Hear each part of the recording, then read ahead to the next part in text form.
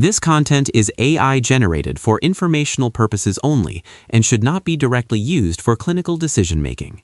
Hello and welcome back to the Neurosurgery Hub podcast. I'm Dr. Aris, a senior attending here, and today we are diving into a topic that is becoming increasingly critical in our daily practice, specifically regarding the economics of one of our most common presentations. And I'm Dr. Alera. Today we're looking at a fascinating new study from the British Journal of Neurosurgery, published in 2026, titled Chronic Subdural Hematoma, a UK Cost Description Analysis. It's an incredibly timely piece of research, considering that chronic subdural hematoma, or cSDH, is not only one of the most prevalent neurosurgical conditions we manage, but one with a rapidly increasing incidence. Exactly.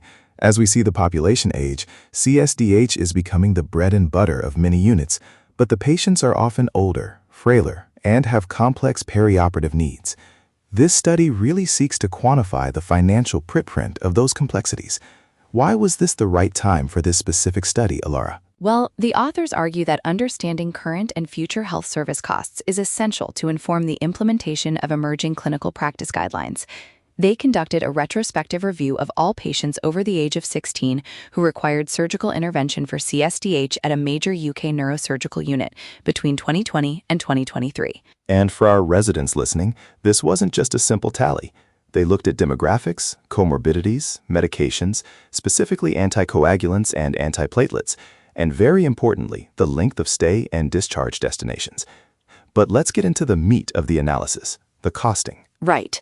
To determine the financial impact, the researchers used Healthcare Resource Group, or HRG codes.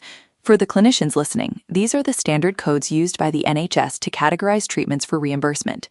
Specifically, they looked at codes AA22A through AA22D, which cover burr hole or craniotomy procedures for intracranial injury, stratified by the level of complexities and comorbidities. And the numbers are quite striking. What did the total cost look like for the study period? Over that 3-year period at a single unit, the total cost for cSDH surgical episodes was over £1.8 million, £1,800,526 to be exact. When they broke that down, the average cost per surgical episode came out to £10,654. £10,654 per patient. That's a significant figure when you consider the volume of these cases. And it's important to note the complexity level here. The study found that 55.6% of these cases were categorized under the two highest complexity codes, AA22A and AA22B. This reflects that these aren't just simple procedures.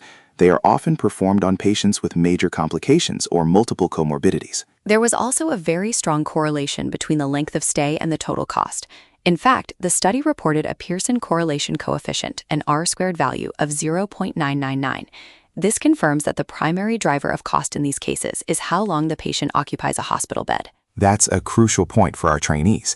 Efficiency in the perioperative phase and streamlining discharge isn't just about bed flow. It's the single most effective way to manage the economic burden of this disease. But Ilara, let's look at the bigger picture.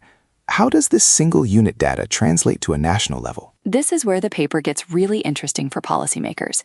Based on an estimated 6,438 cSDH procedures performed annually in the UK, the researchers calculated that the current national cost for the surgical management of cSDH is approximately £68.6 million per year. And it doesn't stop there.